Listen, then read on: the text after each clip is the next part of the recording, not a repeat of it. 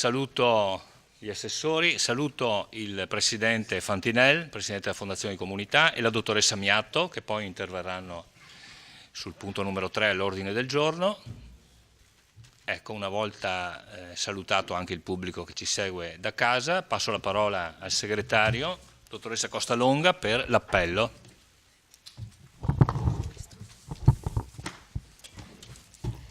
Tonon Roberto, sì. Bassetto Paolo, Botteon Adriano, Carnelos Graziano, Dareggian Antonio, Darsie Caterina, De Bastiani Alessandro, assente, De Valier Fabio, Dus Marco, Fasan Bruno, Fiorin Fiorenza, Maset Giuseppe, assente giustificato, Posocco Gianluca, Sant'Antonio Paolo, Saracino Matteo, ha comunicato l'assenza, sì. Sonego Alisa, Tocchet Silvano. Presente. 5, 6, 7. Totale? 13 dovrebbero essere. 13, sì.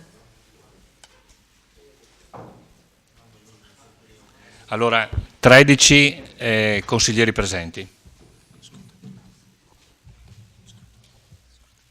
Sì, stavo. Allora, gli scrutatori, Dus Darsie Posocco. Bene, Dus Darsie Posocco. Bene, allora sono esattamente le ore 20:18 e mi sembra che non ci sono comunicazioni e quindi passiamo e non ci sono nemmeno domande di attualità, passiamo al punto numero 2.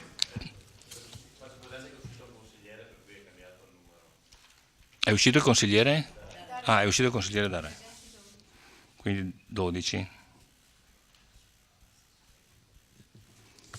12 consiglieri presenti. Bene, stavo dicendo, passiamo al punto numero 2 all'ordine del giorno, deliberazione di giunta comunale numero 239, esercizio finanziario 2015, prelevamento dal fondo di riserva ordinario, comunicazione, della quale dopo dobbiamo prendere semplicemente atto. E la parola la do all'assessore Nappol. Prego.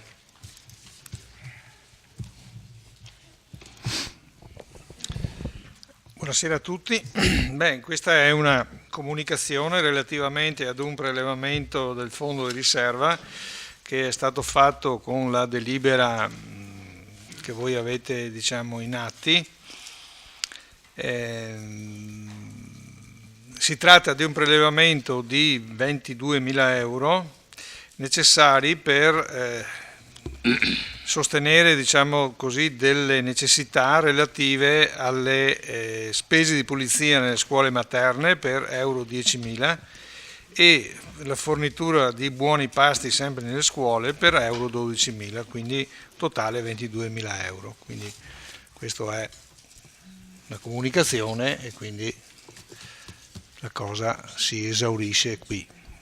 Ma facciamo la votazione sulla presente.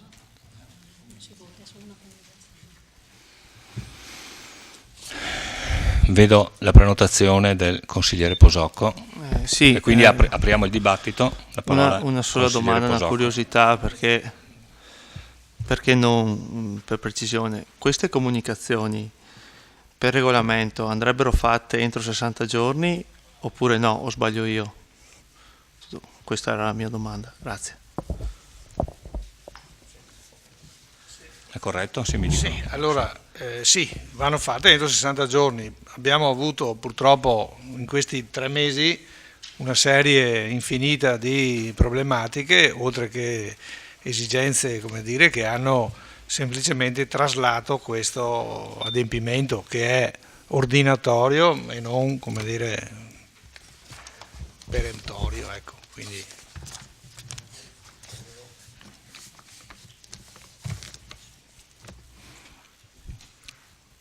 non ci sono altri interventi, quindi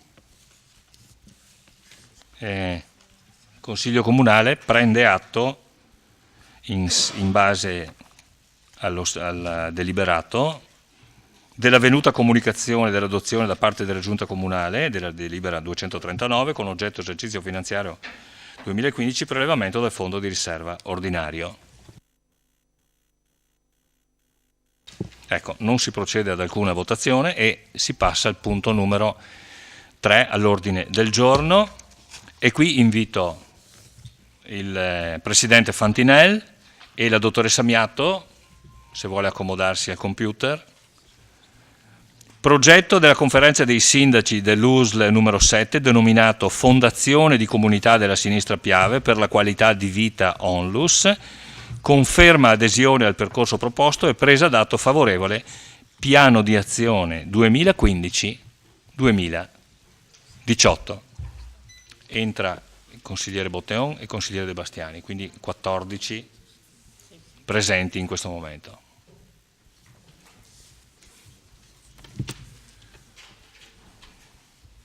Ecco, io darei la parola al sindaco, prego.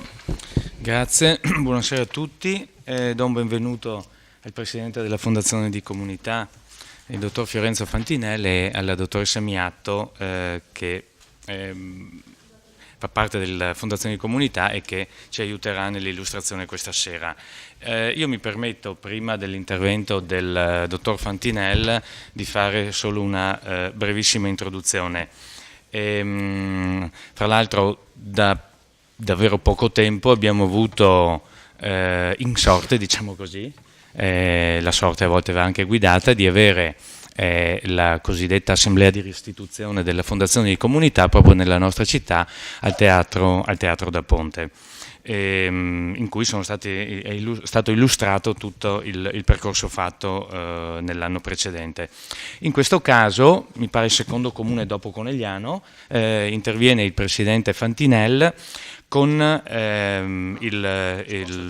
l'illustrazione del percorso proposto e per una presa d'atto ovviamente del nostro comune. Perché? Perché nel decennale dell'esistenza della Fondazione di Comunità viene presentato questa sera il piano d'azione proposto alla fine del 2015 per gli anni 15-18, che fra l'altro incidentalmente per Vittorio Veneto hanno anche un altro richiamo. Sapete tutti, ma adesso lo illustrerà in maniera efficace come il suo solito l'amico Fiorenzo Fantinel, quale sia la funzione essenziale, anzi direi sempre più essenziale, visti ahimè i continui tagli e le crescenti necessità delle nostre comunità locali, della Fondazione di Comunità, per cui sono lieto di dare la parola a Fiorenzo Fantinel. Prego. Grazie Sindaco, ringrazio il Presidente del Consiglio per l'invito di questa sera. Saluto tutto il Consiglio Comunale di Vittorio Veneto. Non è un caso che siamo qui dopo aver appena fatto un passaggio a Conegliano, perché insomma è indubbio che le due città più importanti, le due realtà più importanti, non fosse altro per la questione demografica del nostro territorio, parlo della UL7, sono appunto Vittorio Veneto e Conegliano.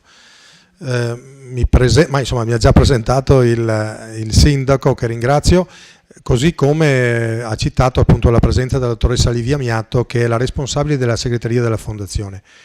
Permettetemi di fare due passaggi. Uno è che Vittorio Veneto, come ha detto prima il Sindaco, ha giocato un ruolo importante quest'anno. Il 17 marzo, che peraltro era il giorno così celebrato dal nostro governo dell'Unità d'Italia, abbiamo diciamo così presentato al Teatro da Ponte l'assemblea di restituzione della Fondazione stessa per i risultati ottenuti, ed è stato un grande successo, perché riempire quel teatro pensando di parlare di dati e quindi di risultati di un certo tipo è stata una sorpresa per noi, che ha gratificato ovviamente i tanti volontari che afferiscono in qualche modo alla Fondazione di Comunità. La seconda, che volevo portare un ringraziamento anche al predecessore dell'amico Roberto Tonon, Gian Antonio Darè, che è stato, non tanto per essere stato sindaco di Vittorio, io non entro in queste dinamiche, quanto perché è stato presidente della conferenza dei sindaci ed ha collaborato attivamente in una parte importante della crescita della fondazione. L'altra è di salutare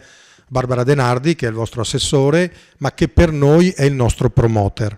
Poi spiegherò cosa sono i promoter. Ecco, volevo iniziare dicendovi che quello che vi presenteremo oggi, per chi non lo conoscesse, non è proprio un giochino che noi abbiamo pensato di realizzare qualche anno fa, esattamente nel 2007. Poi dico com'è partita questa cosa, perché non sapevamo magari cosa fare nei pomeriggi o il sabato per ritrovarci così in maniera un po' lieta e spensierata, ma in realtà è il frutto di un nuovo circuito che noi vorremmo attivare come grande processo di filantropia nel nostro territorio, quasi anche pensando di declinare un nuovo linguaggio.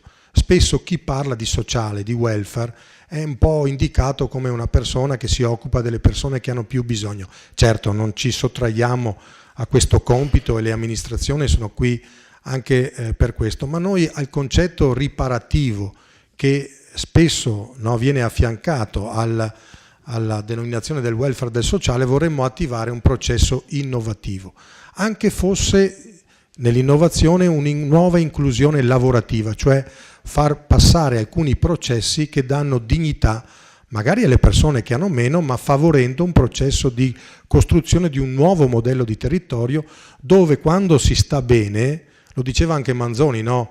Meglio pensare a far bene che a star bene, così si finirebbe con lo star meglio. Ecco, questo concetto qua noi lo vogliamo far passare in maniera molto forte e decisa, perché quando una comunità sta bene da questi punti di vista, anche sotto il profilo non solo sanitario, ma anche dei servizi, in qualche modo è una comunità più sicura. Quindi la ricchezza non si misura solo attraverso il PIL, ma anche attraverso questi aspetti che vengono ogni giorno affrontati dalle nostre amministrazioni comunali. Nel 2006 noi decidiamo di far partire questa fondazione perché io ricordo la mia esperienza di sindaco.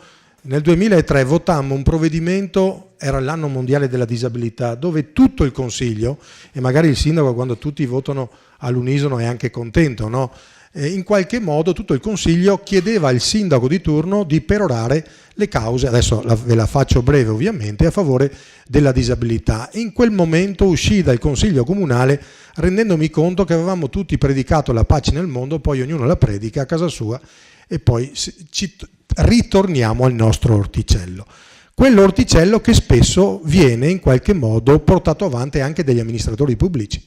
Il sindaco di Vittorio Veneto non è soltanto un governatore di un territorio ben preciso e delimitato, certo i cittadini gli hanno dato mandato, su questo non ci sono dubbi, è anche un uomo che all'interno della conferenza di sindaci, che dopo questo consesso del Consiglio Comunale, a mio modesto avviso è la riunione più importante, dove c'è il vero governo del welfare, cioè destiniamo una quota parte delle risorse a favore del benessere dei cittadini, diventa in quel momento una funzione importantissima per la strategia del territorio nei termini appunto dei servizi che abbiamo detto. Nel 2007 presso il notaio Ferretto nasce la prima ed unica realtà italiana e nasce proprio nel territorio della UL7. Perché unica realtà? Perché a renderla unica è la partecipazione attiva dei 28 comuni che compongono quest'area geografica. Stiamo parlando di 28 municipi, 220.000 abitanti circa. Ma che cosa? Ovviamente assieme c'è Banca della Marca, che è un credito cooperativo che noi tutti conosciamo, e la ULS numero 7. Che cos'è che ci contraddistingue in qualche modo? Beh, noi predichiamo una lingua forse talmente semplice che a volte risulta complicata. La Carta Costituzionale all'articolo 118 parla di principio sussidiario e dice una cosa molto bella, dice guardate, anche con la riforma del titolo quinto c'è l'opportunità, c'è anche l'obbligo delle amministrazioni di avviare una fase concertativa con i propri cittadini, le proprie associazioni, affinché si adoperino per sostenere tutta la parte anche sociale. E quindi da questo punto di vista noi abbiamo trovato già una ricchezza nella nostra carta che la esprime in maniera molto netta e abbiamo detto spesse volte siamo un po' distratti. Perché siamo venuti anche nei consigli comunali? Perché non basta fare il consigliere, votare un provvedimento o meno, ma bisognerebbe vivere la comunità in maniera più partecipata e noi chiediamo questo ai nostri amministratori, che si chiami sindaco, assessore o consigliere comunale. Da questo momento, da quel momento in poi, dal 2007, una volta che abbiamo avviato una fase concertativa con i vari consigli comunali dove abbiamo detto anche alle nostre associazioni non siamo in antitesi con voi, sia chiaro, siamo a favore di un territorio che sa ripensarsi, che sa forse parlare una lingua diversa attraverso il welfare, dove la parte innovativa di filantropia e di sostegno alle varie progettualità sociali trova fondamento attraverso questa istituzione, questa fondazione. Quindi quel principio sussidiario diventa un modo come l'azione partecipata, attiva, consapevole e matura dei cittadini diventa di fatto una risorsa per il territorio stesso. Questa sera sarete chiamati, noi ovviamente ci auguriamo di sì, ad approvare un documento che si chiama Piano di Azione 2015-2018, non abbiamo giocato ovviamente sulle date, ma perché nel 2018 questo gruppo dirigente formato dal sottoscritto, da tutto il CDA, voglio ricordare, siamo iscritti regolarmente all'ufficio, al registro delle associazioni regionali, andrà a chiudere il proprio mandato. Noi, il nostro CDA, è composto in parte da amministratori, da ex sindaci, da assessori comunali e componenti, che vi ho detto prima, della ULSS e di Banca della Marca. Ovviamente c'è anche il coordinamento di volontariato, che peraltro ha sede qui a Vittorio Veneto. Abbiamo avuto fino all'altro giorno Grillo, oggi c'è il dottor Cagliandro. Quindi cerchiamo di rappresentare le varie agenzie di questo territorio. Ci siamo permessi, ovviamente non potremmo fare quello che abbiamo fatto al Da Ponte, di farvi veicolare, per chi non conoscesse, alcune slide che vi danno idea di che cosa fa la fondazione, perché oltre a predicare, come dicevo prima provocatoriamente, la pace nel mondo, cerchiamo di attivare alcuni concetti pragmatici molto semplici e sappiamo essere difficili da attivare, perché c'è bisogno che ogni amministrazione attivi nel proprio territorio una serie di cellule affinché si vada a contattare, ad interagire con i cittadini e a far progredire le risorse che la Fondazione raccoglie per restituirle, voglio ricordare, restituirle interamente al territorio.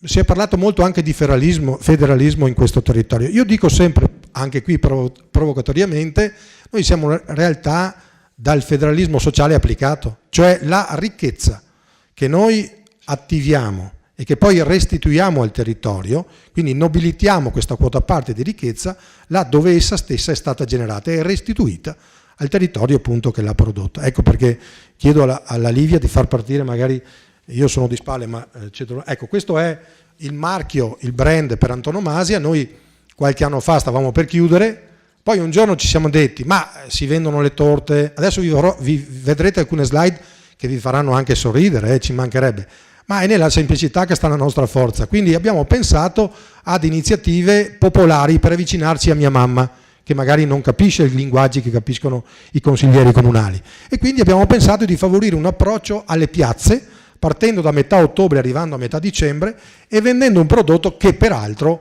dal punto di vista della composizione del CDA nasce proprio a Vittorio Veneto, perché la nostra curia ha dei noceti in quel di Chiarano e Ceggia e Motta. Stiamo parlando del terzo produttore italiano.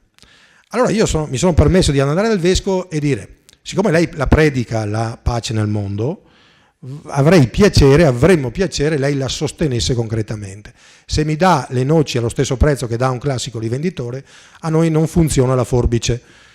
Sta di fatto, per farvela breve, che l'Istituto Sostentamento al Clero ad oggi ci dà dai 130 ai 150 quintali. Noi abbiamo oltre 1200 volontari, oltre 500 associazioni che nelle varie piazze, compresa Vittorio Veneto, poi ognuno vende a suo modo. A Santa Lucia, che è il mio paese, è facile anche per mia mamma vendere le noci, perché basta andare in fiera, voi capite che con l'affluenza di 150.000 persone in 3 giorni è cosa piuttosto facile. Poi ognuno si adopera a modo suo. Vendiamo noci anche nelle banche, vendiamo noci anche nelle strutture ospedaliere, peraltro anche nel distretto. Ecco qua per esempio, sia di Vittorio Veneto che di Conegliano, nei 2 distretti e negli ospedali, noi vendiamo con i ragazzi del corso di università quest'anno 20 quintali tondi in soli 10 giorni. Questo approccio ci ha fatto avvicinare immediatamente alla popolazione che non conosceva la fondazione, tanti non la conoscono, e ci ha permesso di, attraverso una informazione dedicata all'interno del sacchetto, di promuovere un'informativa molto più concreta ed efficace per i cittadini che ovviamente, senza dover parlare di filosofia, hanno e avevano bisogno di comprendere meglio questo percorso e circuito virtuoso.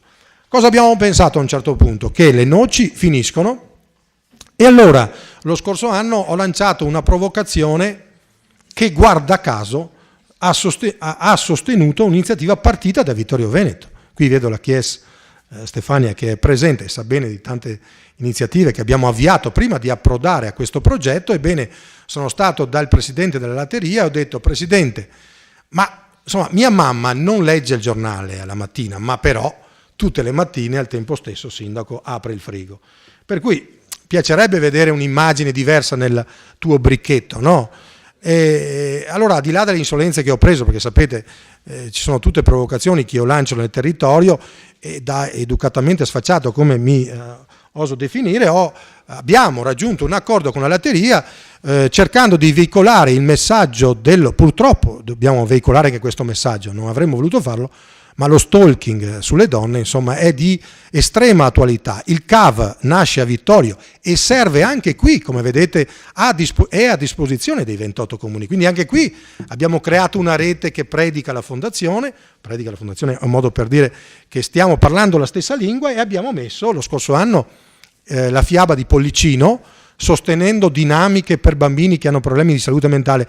Quando chiedete a un sindaco se succede un caso di un bambino che ha problemi di salute mentale e deve afferire a una struttura protetta, a una CTRP, e vi fa il conto di cosa costa alla comunità, costa nel senso che è sacrosanto dovere dell'amministrazione intervenire, stiamo parlando di cifre che vanno dai 35 ai 45 mila euro cada uno. E se te ne capitano due, io da sindaco ne ho avuti due, ti manda in crisi l'intero bilancio sociale, questo sia chiaro. Poi cerchi di fare in tutti i modi.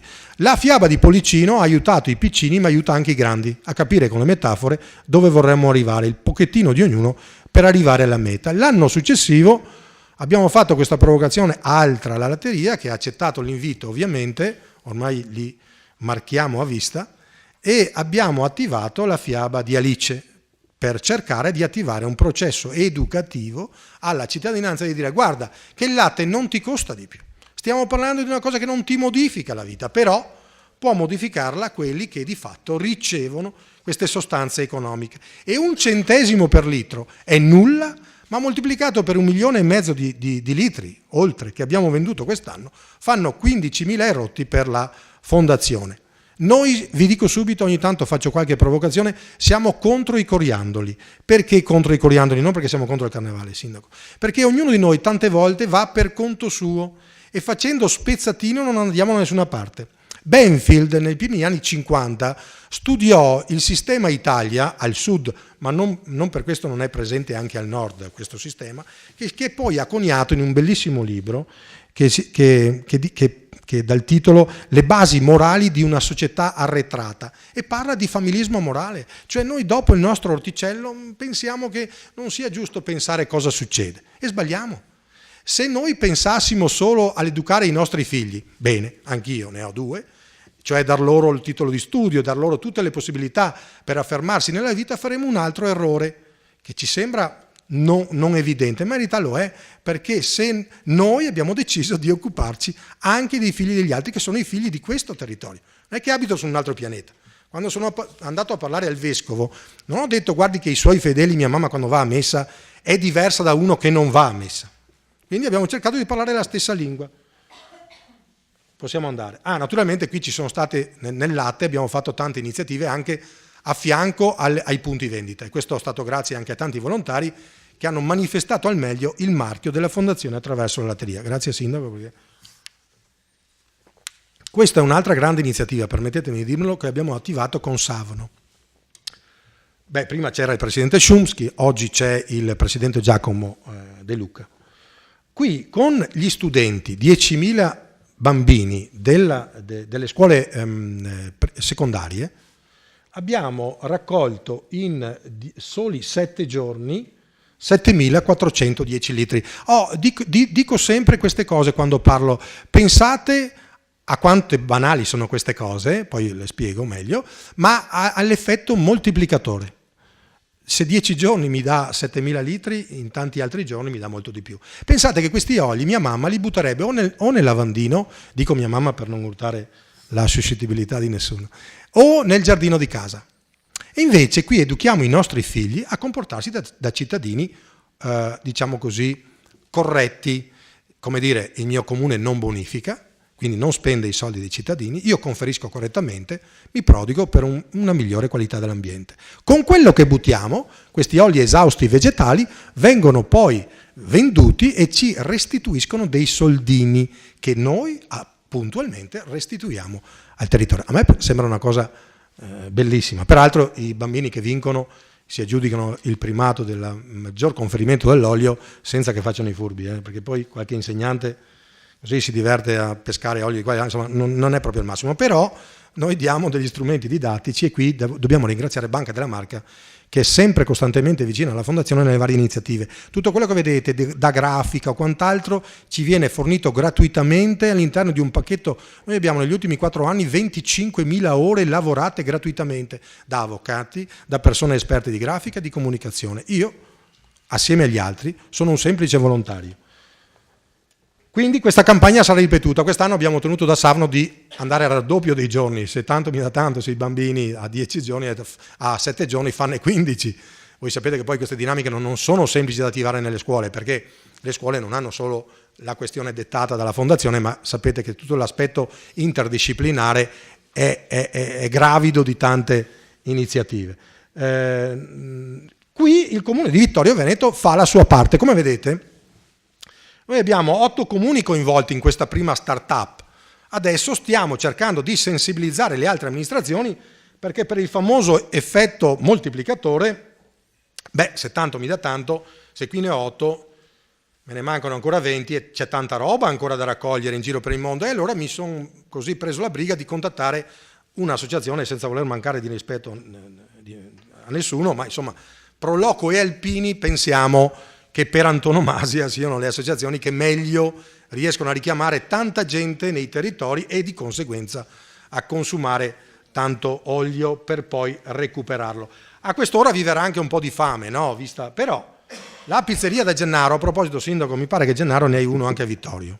Tutto quello che diciamo questa sera qui, una parte, e se no sarebbe troppo lunga, noi vi chiediamo di riportarla anche nel vostro territorio. Quella pizzeria lì è una pizzeria di Conegliano, è la più vecchia pizzeria di Conegliano, scusate il bisticcio. 2 anni fa, entrando casualmente, gli ho detto al titolare, senti, ma una bella provocazione noci e brie, in realtà non era nessuna provocazione, avevo inventato l'acqua calda perché anche noci, brie e quant'altro si mangia dappertutto, in tante... Però la potremmo certificare. Oggi se voi andate in questa pizzeria troverete tutta la parte pubblicitaria entrando, addirittura nel menu dedicato alla fondazione, a voi non cambia il prezzo, ma la pizzeria ci mette €1. Sapete cosa ci dà quella pizzeria? Facciamo un esempio, 500 euro. Voi direte, poca roba, sì, bene.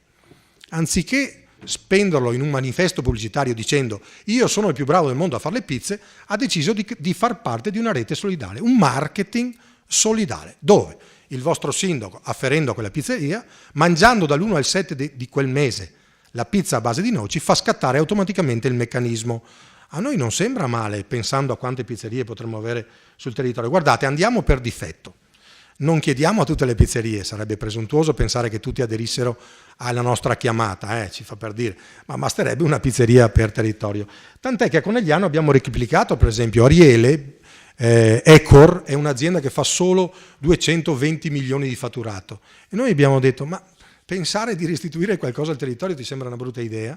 E allora se voi andate a mangiare qualcosina, qualsiasi cosa, dal giovedì al sabato sera, a voi non cambia il prezzo ma il coperto l'avreste pagato, scatta in automatico lo 0,25 per ogni coperto, semplice ma molto efficace. Non è una lingua difficile da capirsi, è da applicarsi perché bisogna, in questo caso il Presidente deve fare il suo dovere, attivare una serie di processi di comunicazione per concordare col titolare di turno la via che serve ad avvicinarsi alla Fondazione. Guardate questa slide. Posso solo inserirmi? Prego, grazie, perché, così bevo. No, perché ci siamo trovati in pizzeria proprio a Conegliano e mi ha detto, eravamo dall'1 al 7, ci siamo incrociati casualmente e mi ha, fra virgolette, costretto a mangiare la Sì, la pizza con le se no ti righiamo la macchina. Sono dei metodi molto confesso semplici che io ero un po' scettico, e democratici. invece è molto buona, buonissima. Grazie. Davvero. Pizzeria Gennaro fa una pizza molto buona, ma mi dicono che anche questa qua da Vittorio, che sono cugini, sapete che sono di origine ovviamente napoletana, e la fanno molto buona. Qui questa slide dice come 7 comuni hanno deciso di fare una cosa banalissima che insomma, la capiscono anche i bambini. Cioè non abbiamo mica chiamato Celentano, Massimo Raniere o Tiziano Ferro a cantare, per esempio. Abbiamo fatto cantare i bambini delle scuole, per esempio. Abbiamo fatto un concerto. Allora, qualcuno si adopera anche per trovare un paio di sponsor, nessun problema. Domenica eravamo a San Fior, hanno cantato, lì ha una storia molto che si perde nella notte dei tempi con la scuola di musica. Ebbene, sapete che quando chiamate i bambini poi arrivano i nonni, zii, tutti con gli apparecchi fotografici a disposizione e noi tutti contenti, perché alla fine abbiamo detto se volete mettete qualcosa nella cassettina della fondazione. Abbiamo raccolto tra sponsorizzazione e tutto, Livia correggimi, 2.700 euro. Facciamo una media per difetto, 2.500, 2.000, lo moltiplichiamo per 28? 28, 2.000 fa 56, non male. Perché con quei 56.000 euro noi quest'anno ne abbiamo aggiunti altri 20, 72.000, abbiamo creato i bandi per le associazioni, che all'inizio, quando siamo andati ad incontrarle, pensavano fossimo in antitesi con loro. Ah, ma sono già preoccupato perché te ne porta via un rettangolo del territorio. Niente è vero, perché poi quei soldi lì te li restituisco. Mi aiuti a vendere noci? Mi aiuti a dire a qualche esercente vendiamo il latte? Quei soldi te li restituisco sotto forma di bando. Ah, guardate che i bandi servono a sostenere, li abbiamo chiamati metti in circolo l'energia. Ogni anno poi un po' di fantasia ci viene, sapete. Li abbiamo destinati a sostegni vari, quindi si può andare dalla disabilità. I consiglieri questa sera hanno ricevuto il materiale, voteranno questo provvedimento in qualsiasi modo, ma ci sono 6 tracce di fatto che partono dall'infanzia fino ad arrivare alla persona che ha 128 anni. Per noi è un cittadino di questo territorio. È fondamentale questo aspetto qua. Quindi tutti i soldi che noi ricaviamo, come abbiamo visto, vanno restituiti. I bandi abbiamo messo 72.000 euro. 72.000 euro. Pensate che San Fior per mettere 72.000 euro ha fatto un concerto dei bambini. Una fatica tremenda, sindaco. Non ha neanche a dormire di notte il tuo collega. No? Quindi, come vedete, fasi molto semplici ma efficaci. Perché? Perché la capacità è di farlo insieme, di farlo da squadra e non fare i famosi coriandoli. Queste sono le associazioni che hanno vinto, la Livia è già andata avanti, ma insomma sono 13 le associazioni del territorio che hanno attivato processi che servono anche a Vittorio Veneto, perché per esempio, non so se puoi andarmi sull'associazione Autoclub, Livia. Ecco le 13 associazioni che hanno vinto, ognuna ha il titolo del proprio bando e una commissione, alla quale io non faccio parte volutamente, decide qual è l'associazione meritevole del contributo. Ovviamente c'è un regolamento che noi peschiamo, guarda caso, dal coordinamento, per non sbagliare, vogliamo essere in linea e molto trasparenti. Dicevo che, sì, poi la slide finale la lasci, quella di Mafalda la lasci alla fine. No, c'è vabbè, insomma lo dico io, c'è un'associazione, eccola là, eccola qua. Questo è un club autostorico, non so se qualcuno di voi è appassionato di macchine d'epoca. Bene, spesse volte si pensa che l'associazione, tutte sono brave, sia chiaro, io sono un uomo di associazioni ancora oggi, ci mancherebbe. Spesso pensiamo che l'associazione vada a chiedere al comune dammi qualcosina perché devo fare qualcosa, legittimo. Non entro in questa questione, questi ragionamenti li faremo un giorno. Questo club, autotassandosi, decide di dire abbiamo tanti soldini in cassa, un giorno vengono a trovarmi e dicono Fantinelli, la fondazione siamo tutti noi, non è che voi la fondazione è la sintesi di un territorio. Bene, gli ho detto. E quindi noi abbiamo tanti soldi, vorremmo darli a voi. Grazie. Io pensavo, sapete, uno arriva là, 1.000, 2.000, insomma, qualcosa. E invece ci hanno donato 75.000 euro. Dicono 15.000 euro all'anno, noi però vogliamo sostenere questo progetto. Tante aziende che donano alla fondazione decidono prima dove donare il contributo. No? E quindi la fondazione, assieme al tavolo poi concertativo della conferenza dei sindaci tecnici, decide ovviamente di destinare queste risorse. Il marketing museale è, assieme a Psiche 2000, no? È stata la richiesta fatta dal club autostoriche dicendo noi vogliamo sostenere persone svantaggiate attraverso un'operazione di inclusione lavorativa. A noi non ci pare brutto sta roba qua, ci pare di dare dignità alle persone. Lo scorso anno abbiamo inaugurato, non so se si vede lì in queste slide, l'orto più grande d'Italia datoci da un privato. 26.000 metri quadri, l'Electrolux, che non è l'azienda dietro casa mia, che è l'azienda di riferimento di questo territorio, decide di destinare questa grandissima area geografica, dove assieme a una cooperativa di tipo B mettiamo insieme ragazzi svantaggiati e per la prima volta diciamo non a chilometri zero. Qui vedo il giornalista, l'amico che ha fatto un grandissimo articolo, quel giorno lì, grazie. Decidiamo di consegnare a metro zero ai dipendenti dell'Electrolux il radicchio che abbiamo raccolto, il pomodoro che abbiamo raccolto. A me sembra una cosa molto bella. Poi su quel terreno abbiamo tante altre idee perché è talmente grande che potremmo farci tante altre cose. Ma ecco, qui c'è il vescovo e a destra c'è il presidente della regione e a destra c'è il direttore dello stabilimento, il dottor Carlo Vanni. Puoi andare avanti, Livia. Ecco, siccome pensavamo alla ristorazione e non c'è solo la pizza, ci siamo inventati il biscotto solidale. Occhio che per gli alpini tuoi può diventare buon sindaco. Della serie. Abbiamo pensato, e ho detto ai ristoratori, perché qui si mangia molto bene e basta? Nel senso, era una provocazione ovviamente, loro hanno tanto da fare e mi hanno subito guardato male. E perché non pensare di fare in modo di interloquire col tuo cliente in maniera diversa, più solidale? Allora ci siamo inventati, grazie alla Boccon, che è un'azienda, non so se la conoscete, di Pieve di Soligo, e ormai sono 20 i ristoratori, abbiamo fatto una prima startup molto veloce sotto traccia, però la presenteremo a settembre con i nostri amministratori e con voi se volete esserci della partita. Il biscotto è a base di noci, perché ricordiamoci sempre che le noci sono il nostro brand per antonomasia. Il biscotto si chiama Le Cuche del Piave, sottotitolo il biscotto che mormora solidarietà, perché come vedete ogni tanto ci viene qualche idea anche spiritosa, ma senza voler mancare di rispetto a quello che è la nostra storia, no? Il biscotto, ve lo garantisco, è stato patrocinato, uso questo termine sindaco, dalla ULS, che attraverso il servizio dei nutrizionisti dice poco burro, niente, poco, e poco olio, insomma stiamo attenti, eccetera, eccetera. E quindi noi abbiamo voluto certificare un prodotto che abbia caratteristiche importanti anche sotto il profilo della salute. Guardate che la salute non si misura solo, abbiamo detto, perché l'ULS rappresenta l'acronimo dei nostri ospedali, ma si misura per i servizi. Stiamo lavorando per un nuovo acronimo. Qualche tempo fa ho incontrato diversi direttori di cantina e mi è venuta questa idea.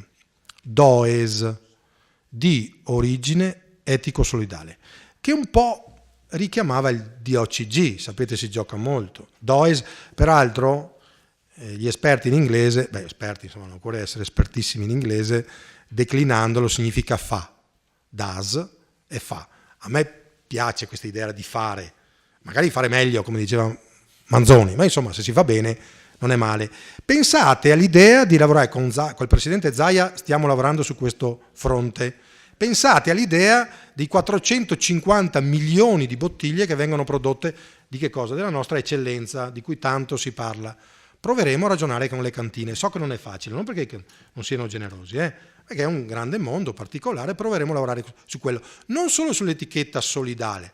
Pensare che se un'azienda in qualche modo sostiene la fondazione, ho finito sindaco fra poco, questa possa avere questo acronimo che riporta un valore che noi pensiamo con la Regione Veneto di attivare non solo per avere lo scudetto, siamo bravini, non lo so, ma per pensare anche ad un passaggio defiscalizzante, scusa se uso sto neologismo, cioè tu azienda aiuti il tuo territorio, vuol dire che il tuo sindaco è meno sollecitato dall'esigenza di mettere soldini, ecco perché il principio del 118, che non è il pronto soccorso, dell'articolo della nostra carta è molto interessante, perché quando lo si rispetta si fa in modo che una sorta di effetto modernizzante della nostra amministrazione riesca a risolvere meglio e prima i problemi che arriverebbero sul tavolo dell'amministrazione comunale. E quindi questo concetto defiscalizzante è: tu ci doni qualcosa e io ti tolgo, adesso esagero, qualcosa dall'IRAP. Vedete che noi non abbiamo l'IRPEF, però magari, non lo so. Naturalmente sono questioni molto delicate, che non vanno però sono provocazioni che ogni tanto noi lanciamo. Il Presidente l'ho visto attento a questa dinamica, adesso proveremo a strutturare con i nostri revisori una proposta di questo tipo. possiamo andare a chiudere, Livia. Ecco, vabbè, in questa... No, tornami sulla slide della grafica. Ecco, no, ferma, torna. Questa, ferma lì. Qui si vede che Refrontolo prende 3.200 euro dalla Fondazione Vittorio, ne prende 52.000, che non avreste avuto senza la Fondazione. Quando Benazzi, che è il nuovo direttore generale, io non entro nella questione dell'accorpamento della nuova legge regionale Azienda Zero, perché questa sarà una partita che ci giocheremo più avanti, no? Ma quando Benazzi dice al nostro direttore dei servizi sociali, dottor Bazzo, ma perché nella 8 io faccio fatica a sostenere una serie di politiche sui minori? È perché noi abbiamo la Fondazione, che guardate è stata, anzi, e noi diciamo purtroppo siamo l'unica realtà italiana, perché ci piacerebbe essere replicati in altre zone della regione del Veneto e non solo. Vi racconto una battuta, ma 2 anni fa è stata qui la regione Lazio, questa si può dire, tanto non penso di offendere nessuno. Poi sono stati qui 2 giorni, io li ho accompagnati a Vittorio Veneto, a Conegliano, sapete, faccio vedere le 2 città più importanti e le faccio vedere con orgoglio perché io voglio bene a tutti i nostri comuni, avendo fatto, essendo da questa parte, io sono dalla parte degli amministratori, sia chiaro, non conosco un altro linguaggio. E quando li ho accompagnati al treno di ritorno, gli ho detto: scusate, io non vi ho detto una cosa, non so se è di poco conto, ma vorrei ricordarvi che tutto quello che facciamo è a titolo gratuito, non li ho più visti. E quindi noi cerchiamo di divulgare questa cosa qui dicendo: guardate che è il frutto di tanto operare di persone, liberi, professionisti, volontari, come fanno le nostre associazioni. Mica siamo diversi, sapete, ma è parliamo la stessa lingua. Quindi noi avremmo piacere che alla 8 e alla 9, senza fare discorsi politici che non spettano a noi, si possa replicare la Fondazione, magari stando nel proprio territorio. Io ho anche detto provocatoriamente ai sindaci di Valdobbiadene, di Treviso, che sono stato a trovare 2 settimane fa: da noi le noci, da voi il radicchio, no? Per dirla così, però insomma, abbiamo un potenziale enorme. A proposito, il dato da qui al 2020 di persone che lasceranno questo mondo a 120 anni, diamogli un'età interessante, sindaco, 120, e che non hanno figli e lasceranno soldi allo Stato, sono cifre che si avvicinano ai 100 miliardi di euro. 100 miliardi di euro. Ora io dico, senza offendere nessuno, è chiaro che la Chiesa fa un passaggio di un certo tipo, mica ci nascondiamo, ma le sentinelle del territorio penso siano anche i nostri sindaci, le nostre amministrazioni, che magari se ricevono un input possono governare questo processo per attingere a risorse che vengono redistribuite. Mi piaceva questa di Mafalda, ho finito, sapete, perché sennò mi avete già concesso molto tempo e ringrazio per la vostra cortesia. Mafalda dice: allora perché in questo nuovo anno non iniziare finalmente la costruzione tante volte rimandata di un mondo migliore? Dice: o qualche deficiente ha smarrito il progetto. Ecco, era una provocazione che abbiamo lanciato anche la sera di Vittorio Veneto al Teatro da Ponte, però ci serve un po' di provocazione. Zuckerberg, penso che sia conosciuto, no? Ha deciso di destinare il 99% di azioni Facebook alla fondazione, peraltro lui è amico di Bill Gates, che ha creato a sua volta. In America, quando qualcuno vi dice che noi non abbiamo regime fiscale uguale agli americani, dice una balla, è uno stereotipo, è un luogo comune, non è vero. No, abbiamo delle tare da vedere, anche loro, ma non è vero. Noi poi vogliamo un po' di più. È che lì c'è una cultura diversa. Noi siamo sudditi dello Stato e da lì c'è la partecipazione allo Stato. Pensate a quanti studenti decidono di donare qualcosa all'università a cui ha fatto riferimento. Avete mai visto uno studente che qui dona qualcosa? No. Provate a pensare. Qui in Italia si dice, non perché non siamo generosi, sapete, poi l'America ha altre questioni, se parliamo dell'aspetto sanitario ci mancherebbe, ma non entriamo in questo aspetto. Dico, da noi, caspita, quanti soldi hai donato alla fondazione? Lì è di default.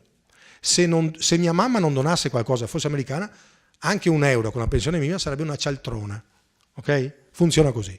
Finisco dicendo, noi non abbiamo per cometa 2 principi che sono stati, o lo sono ancora, dei capisaldi in Italia. Il primo, siamo contro il cosiddetto liberale individualismo dove tutto è mercato, ma siamo contro anche lo Stato, la versione statocentrica, dove tutto è doverosità. Aristotele diceva che la via di mezzo va bene e noi siamo di quell'idea. Noi siamo per far partecipare attivamente, consapevolmente i cittadini, assieme alle proprie amministrazioni, al più grande circuito che possa capitarci, ma non perché siamo bravi noi, perché è scritto anche nella carta che ne sancisce, come ho detto prima, i principi come la Costituzione. Quindi applichiamola se vogliamo, se possiamo. In questi principi che voi voterete ci sono, scusate, anche 7 punti, no? Come vi ho detto, si promuove la solidarietà, il welfare generativo, tu mi aiuti a fare qualcosa, io te lo restituisco.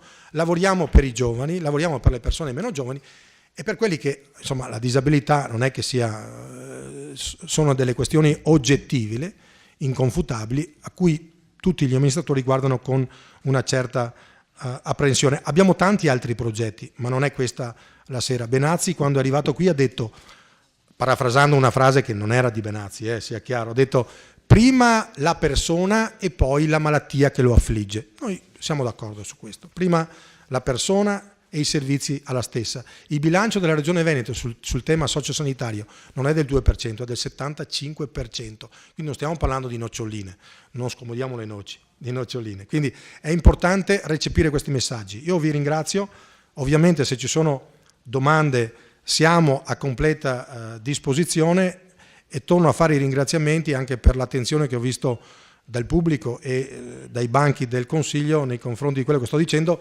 Vi abbiamo fatto vedere alcune slide perché ovviamente tanto è l'iniziativa che fa la Fondazione. Vi ricordo che abbiamo una sede che è a Parè di Conegliano, che è una struttura molto bella, messaci a disposizione dalla nostra ULSS, è la sede della comunità giovanile, quindi non è proprio una sede banale, ma è molto bella, capiente per noi. Quando avete bisogno, voglia, vorrei ricordarvi che i consiglieri comunali, gli assessori, tutti dovrebbero conoscere la Fondazione e portarci a casa magari la consapevolezza che anche una critica, un suggerimento ci fa più che piacere, perché non siamo, come ho detto, degli esperti, ma siamo dei volontari di questo territorio. Grazie. Grazie. Grazie Presidente Fantinel e Dottoressa Miatto, e io a questo punto apro il dibattito se c'è qualche intervento. Consigliere Dus. Sì, intanto buonasera a tutti.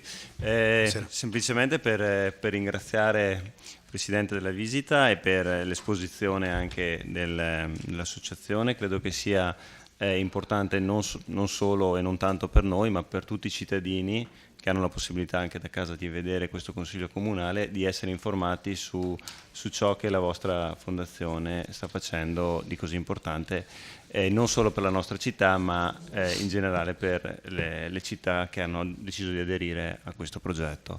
Pertanto rinnovo il ringraziamento e anche una promessa di venirla a trovare, insomma. Grazie. Grazie consigliere. Non faccia l'errore di darmi il cellulare subito, perché io sono, non so se Sindaco Tonò può confermare che sono uno che marca a uomo, non a zona. Quindi. È successo però. Ma non so, insomma, vabbè, comunque grazie.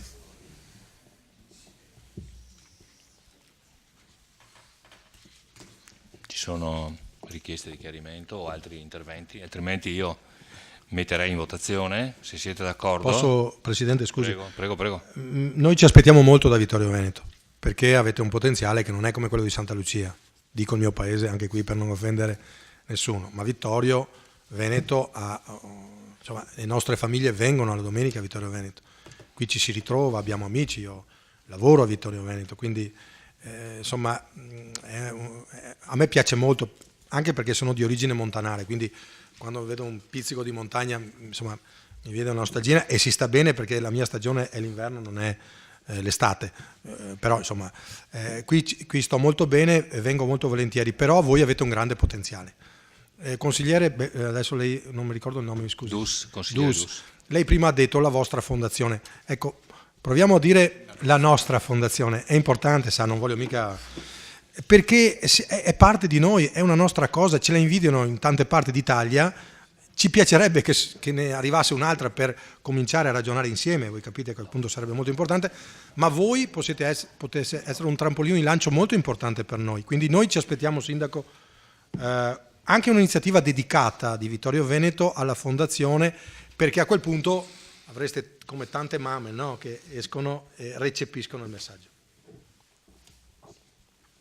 Bene, grazie ancora. E allora a questo punto metto in votazione il punto numero 3 all'ordine del giorno, progetto della conferenza dei sindaci numero 7, denominato Fondazione di Comunità, della Sinistra Piave per la qualità di vita Onlus, conferma dell'adesione al percorso proposto e presa d'atto favorevole al piano di azione. Quindi metto in votazione favorevoli, contrari, astenuti, nessuno, quindi unanimità 14, se mi confermano gli scrutatori.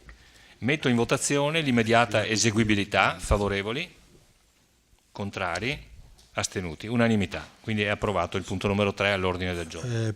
Presidente, una notizia solo tecnica. Ora la dottoressa Miatto consegnerà al sindaco e al promoter, che ti chiediamo anche di salutare, alla Barbara De Nardi, la copia cartacea di quello che avete votato in questo istante, del piano d'azione e del codice di comportamento etico. Ai gruppi, ad ogni gruppo, poi se ci sono altre esigenze siamo qua a disposizione, sapete. Questo è stato un grande lavoro che ha fatto Banca della Marca, non c'è un centimetro di sponsorizzazione, quindi grazie a Banca da questo punto di vista. Verrà consegnato un CD in modo che potrete vedere meglio queste questioni anche della destinazione dei fondi. Chiamateci pure per darci qualche sollecitazione, lo vedrete. Se avrete modo di leggere questo codice etico, devo dire, penso che vi colpirà molto, perché rappresenta il sistema filosofico nostro, ma anche tutta la parte che viene realizzata concretamente. Grazie. Grazie, prego. Io ringrazio il Presidente Fantinel della sua presenza assieme a quella della dottoressa Miatto.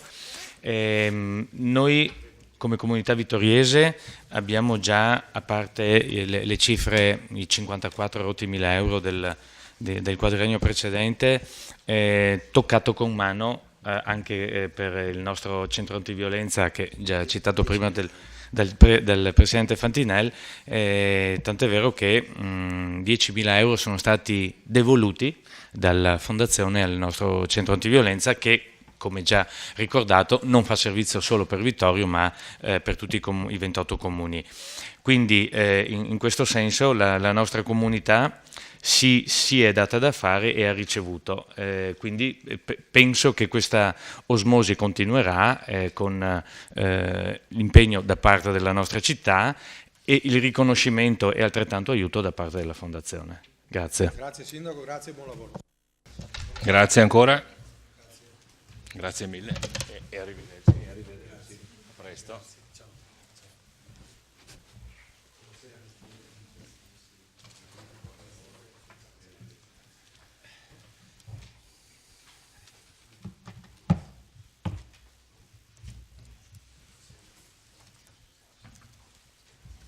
Allora, punto numero 4 all'ordine del giorno, modifica statuto dell'IPAB Cesana Malanotti, parere, legge 17 luglio 1890, numero 6972. Do la parola all'assessore Turchetto per la presentazione. Sì, buonasera a tutti. Allora, in relazione a questo punto, al punto 4 all'ordine del giorno, che prevede appunto il parere, che il Consiglio Comunale esprima il parere sulla delibera numero 12 del 24/3/2016 dell'Istituto Cesana Malanotti relativa alla modifica dello statuto dell'istituto stesso, comunico formalmente, per conoscenza dei consiglieri, che tale delibera è stata impugnata avanti il TAR Veneto con ricorso numero 451 del 2016 e che il Presidente del TAR stesso, con ordinanza del 14/4/2016, ha accolto l'istanza di sospensiva ed ha sospeso fino all'11 maggio prossimo venturo la delibera impugnata. Aggiungo inoltre che in data odierna l'Istituto Cesana Malanotti ha inviato al Comune via PEC una nuova delibera, la numero 14 del 2016, avente ad oggetto la medesima materia, con riferimento quindi alla modifica dello statuto dell'Istituto, richiedendo il relativo parere ai sensi della legge vigente. Bene. Consigliere Carnelos? Sì, dunque mi ha stupito la comunicazione e ho una pregiudiziale da presentare in Consiglio ai sensi dell'articolo 52, comma secondo del nostro regolamento. Qui il Cesana Malanotti non finisce mai di stupirti, diventa una soap opera, non beautiful ma horrible, io direi. E qui, per rispetto ai consiglieri comunali, l'assessore ci ha comunicato che c'è una nuova delibera, una nuova determinazione da parte dell'istituto. Ovviamente è un atto che noi non, almeno io, non conosco, non poteva essere agli atti del Consiglio Comunale come necessariamente tutti i punti devono avere, e quindi proprio per rispetto dei consiglieri comunali, per il fatto che abbiamo avuto i 5 giorni per studiarci i documenti che c'erano e adesso ne arrivano degli altri, perché qui la Zarina di via Colombera evidentemente la rivoluzione d'ottobre la vuol fare, ma che sappia che i bolscevichi l'hanno fatta contro gli zar, non viceversa. Chiedo formalmente un rinvio di questo punto all'ordine del giorno e del successivo avente medesimo oggetto, in modo tale da rendere possibile a tutti i consiglieri di sapere su cosa devono deliberare. È un principio fondamentale che noi non siamo degli alzamano e vogliamo alzare la mano o non alzarla, avendo tutta la documentazione che serve per deliberare con onestà intellettuale, che serve quindi per la conoscenza. Quindi chiedo il rinvio del punto numero 4 e il numero 5 all'ordine del giorno, alla luce dei fatti sopravvenuti ad horas, ci ha detto il vice sindaco, che è arrivato oggi. Grazie. E quindi lei invoca l'articolo 52, il rinvio della trattazione dell'argomento ad altra seduta, punto 2. Ad una seduta. Punto 2, entrambe le questioni comma secondo. Comma 2. Sì, tempo di illustrazione è 3 minuti su queste questioni, Presidente. Allora, su queste questioni il Presidente, sì, tempo di 3 minuti è stato rispettato, su queste questioni il Presidente concede la parola ad un oratore per gruppo per non più di 3 minuti ciascuno e subito dopo le pone in votazione. Quindi, consigliere Dus. Sì, prego. Qui, cioè, stante la comunicazione che ci ha appena fatto il vice sindaco, cioè anch'io mi sento di tutelare i consiglieri, quantomeno di maggioranza, nel chiedere, e quindi di appoggiare la proposta del consigliere Carnelos e chiedere il ritiro del punto 4 e del punto 5, perché prima in riunione di capogruppo si era deciso di discutere, però adesso se sono emersi nuovi elementi, sì, io credo che sia una tutela per tutti quella di ritirare in attesa appunto di poter leggere le nuove carte, insomma, ecco.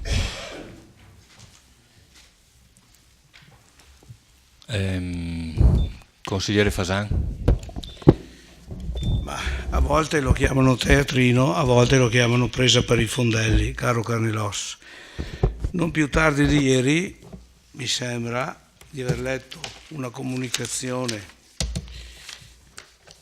della città di Vittorio Veneto, oggetto richiesta parere su modifiche statutarie, di cui la delibera numero 12/2016. Si comunica che a seguito della sospensione dell'efficacia della delibera in oggetto disposta dal TAR con provvedimento del 14/4/2016, questa amministrazione non formulerà il parere di cui all'oggetto fino a provvedimento che ripristini l'efficacia dell'atto. La Zarina di via Colombera non c'entra niente, avevate già deciso di ritirarlo. Per fortuna che, conoscendo i miei polli, ho presentato il punto numero 5, di cui io chiaramente chiederò: voi ritirate pure il vostro, il mio invece non potrò ritirarlo, perché è giusto che i cittadini di Vittorio Veneto abbiano una conoscenza ampia e certa di quello che sta succedendo, e poi mi esprimerò nel corso del punto all'ordine del giorno. Pertanto sicuramente la Lega non vorrà ritirare questo punto all'ordine del giorno, anzi chiederei che l'avvocato Carnelos fosse relazionato dal Presidente del Consiglio anche di questa missiva, al di là di quella che ha letto di Lazzarina di Via Colombera, come lei la chiama.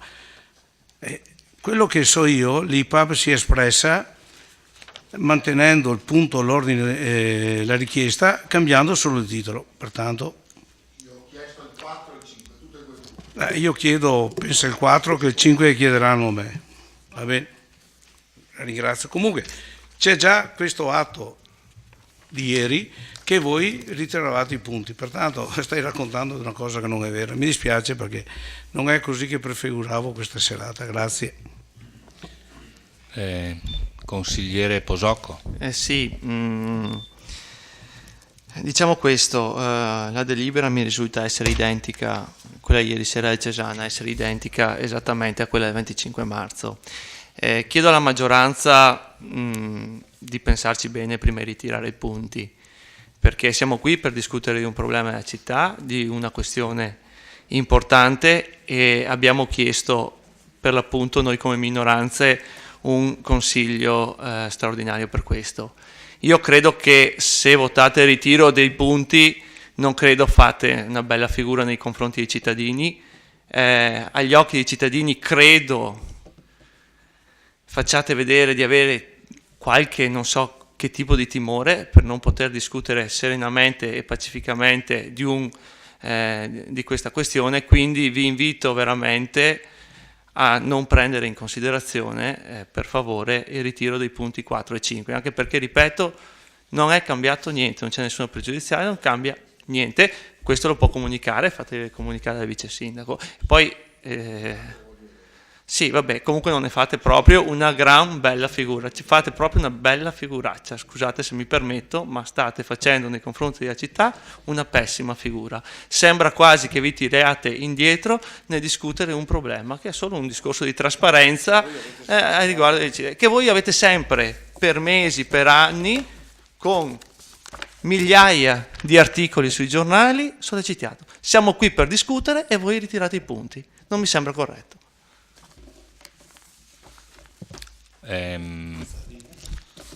Mi permetto solo di dire che il punto numero 2 parla di rinvio ad altra seduta. Consigliere Sant'Antonio. Io sono veramente perplesso come capogruppo, perché abbiamo fatto una riunione dei capigruppo all'interno, prima del Consiglio, in cui nessuno ha fatto presente, tantomeno il capogruppo del PD, che c'era questo problema. Io penso che tra i consiglieri del PD, voglio dire, il buon consigliere Carnelos doveva comunicare al consigliere Dus che c'era questo problema e perlomeno tirarlo fuori nella riunione del capigruppo. Questo è un teatrino. Allora, se volete comunque, signori, io oggi, stamattina, me la sono studiata perché me la sono scaricata dal sito ed era pubblicata sul sito, sia la delibera, voi che siete informatici, no, per antonomasia, no, nel sito c'era tutta la delibera e c'era il nuovo regolamento, il nuovo statuto, che io ho anche stampato, se volete posso farne una copia. Poi, come non avete una copia? No. No, scusate un non attimo. fuori microfono. Scusate, io sto solamente dicendo dei fatti. Se uno vuole va a prendersi la delibera, sì, ho fatto anch'io stamattina, cioè non ho problemi. Cioè io non sapevo nulla della cosa, l'ho fatto anch'io stamattina, punto. Dopo che ho saputo che c'è stata una PEC, che pregherei di leggere la PEC di comunicazione e vediamo cosa c'è scritto. Se supporta la PEC ieri non lo so. Leggiamo la PEC se ha del... Beh, io qui non ho la PEC, no? Ma la PEC è di oggi, mezzogiorno, l'una. La PEC non è agli atti, cioè Però faccio presente che le minoranze si sono più volte lamentate per non avere il tempo di avere gli atti, eccetera. Adesso non potete dire la stessa cosa. È un esempio che non c'entra assolutamente nulla questo. È un esempio che non c'entra assolutamente nulla. Comunque sia, ritorno. Sono andato sul sito del Cesano, ma si sente in giro ovviamente, no? No, scusate, è arrivata una PEC? Scusate, mi permetto solo di dire, allora, consigliere Sant'Antonio, no, chiedo scusa, lei ha finito l'intervento, no? Mi dica. Sì. Un intervento un po' così. Allora, mi permetto solo di dire che il punto all'ordine del giorno fa riferimento alla delibera numero 12, che è la vecchia delibera, e non alla numero 14 a cui fa riferimento lei. Io non ho la PEC qua. Cosa c'entra? La PEC sarà, immagino che la PEC sarà la comunicazione.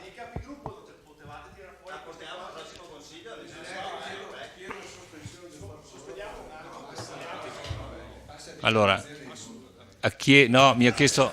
Allora, non ci sono altri interventi da parte dei gruppi consigliari?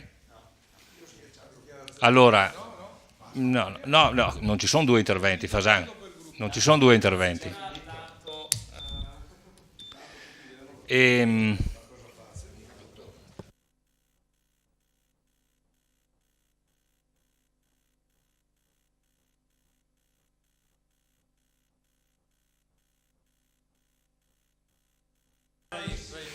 Allora, metto in votazione per correttezza i due punti separatamente. Metto in votazione il ritiro del punto numero 4, scusate, chiedo scusa, mi correggo, il rinvio ai sensi del comma 2 dell'articolo 52 del punto numero 4 all'ordine del giorno. Favorevoli? Contrari? Astenuti? Nessuno. Quindi 3 contrari, 9, 10 favorevoli. Confermatemi. Metto in votazione il ritiro del punto numero 5 all'ordine del giorno. Favorevoli? Il rinvio. Metto in votazione il rinvio del punto numero 5 all'ordine del giorno. Favorevoli? Contrari? Astenuti? 3 contrari, 10 favorevoli.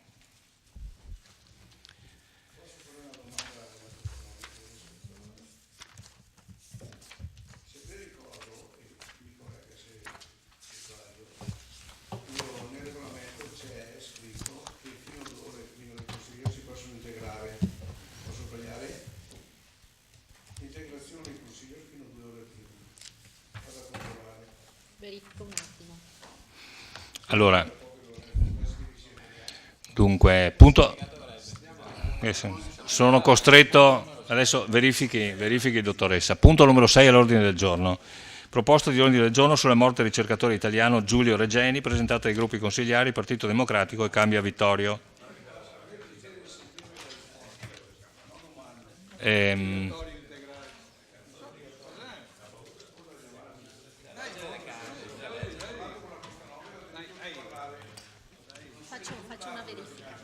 Do la parola al consigliere Dus per la presentazione.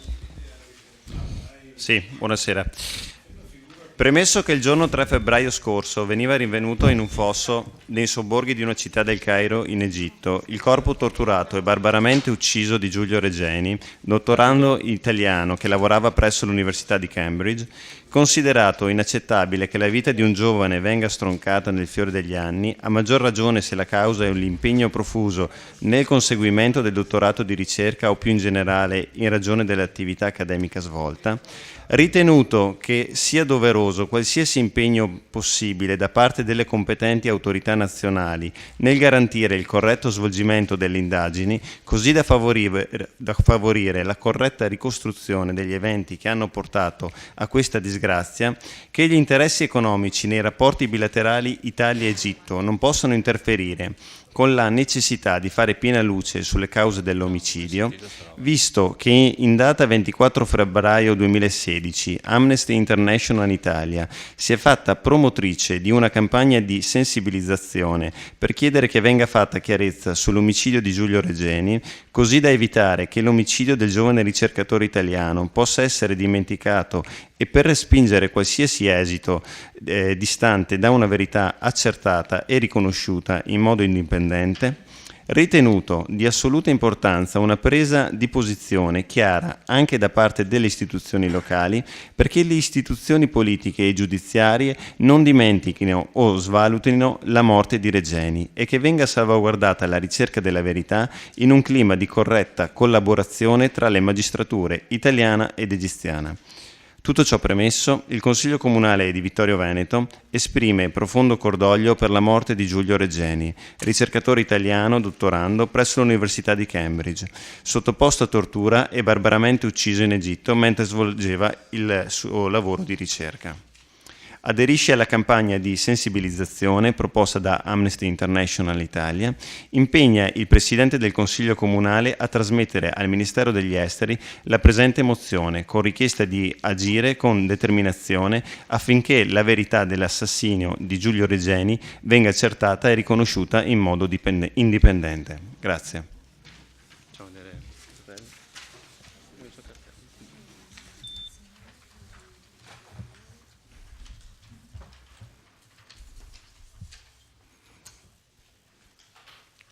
Prego consiglieri se avete interventi.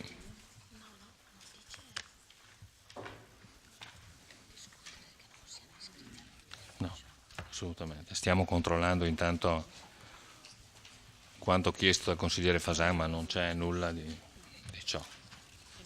Domande di attualità si possono accettare fino a un'ora prima, emendamenti. Non ci sono interventi?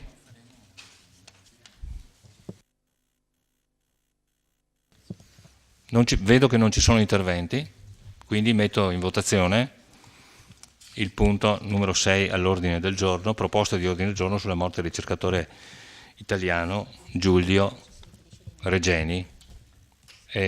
Favorevoli? Contrari? Astenuti? I due consiglieri non votano, non li considero presenti, non so, astenuti o contrari? Astenuti, quindi due astenuti, un astenuto e consigliere due astenuti appunto, due astenuti e 10 favorevoli, era uscito il consigliere Fasan. Quindi 3, 6, 9, 10 e 2 astenuti su 13.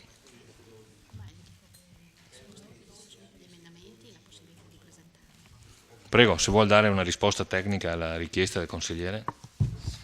Ma da una lettura del regolamento risulta la possibilità di presentare con tempi molto ristretti eventuali emendamenti ai punti iscritti all'ordine del giorno.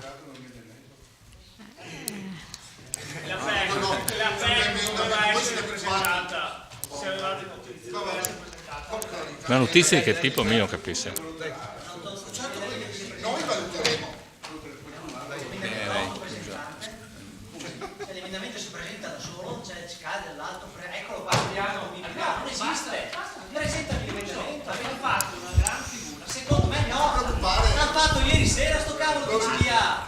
Ieri sera, parliamo di competenza di gruppi. Io non l'ho letto, te lo dico, l'ha letto Santiloni, io non viene fuori la figura, la fanno loro figura, la stanno facendo la figura di bambino. Ma perché dire parolacce? Scusate, non fuori microfono. Sei prenotato? Bene. Sì, consiglieri, per cortesia, allora mi permetto solo di dire, consigliere Botteon, mi permetto solo, brevissimo Sant'Antonio, mi permetto solo di dire che nella delibera numero 12, chiedo scusa, nella delibera numero 12, ma io non so il contenuto della 14, il Consiglio di amministrazione si è autoprorogato i limiti di... Lascia stare, chiudi il Consiglio. Una questione di forma. Allora, il punto 4 è stato, il punto 4 c'è stata la richiesta al consigliere Carnello Leos di rimandarlo e abbiamo fatto un minimo di discussione, un minimo nel punto 4. No, ma mi son letto bene. Nel punto 5 come mai, e voglio dire, siamo passati subito alla votazione e non c'è stato un minimo. Abbiamo, ai sensi, esatto. Sì, ma abbiamo fatto 2 votazioni separate. Posso fare il secondo intervento? Ma no, consigliere. Allora, io ho dato i 3 minuti ai consiglieri che hanno chiesto la parola e poi abbiamo fatto 2 votazioni separate. Allora, dichiaro chiuso il Consiglio Comunale, saluto i consiglieri, gli assessori e il pubblico. Buonasera.